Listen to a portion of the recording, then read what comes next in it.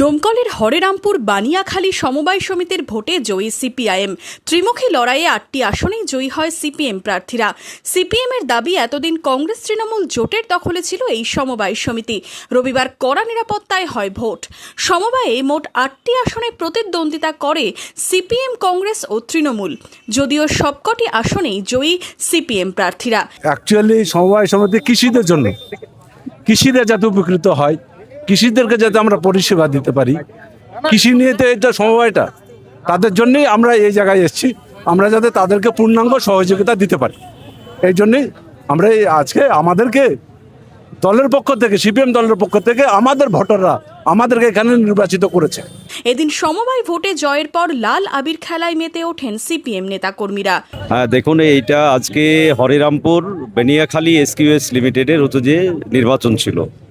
সকাল থেকে এই নির্বাচন অনুষ্ঠিত হচ্ছে, খুব শান্তি শৃঙ্খলভাবে এই নির্বাচন হয়েছে।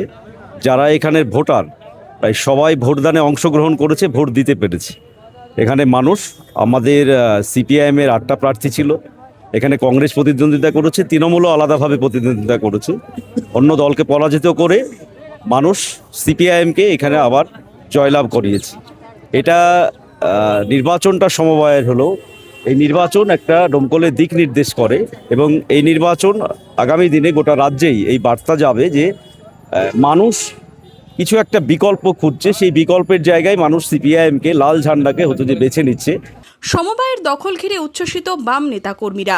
Bureau report, Madhyabanga news.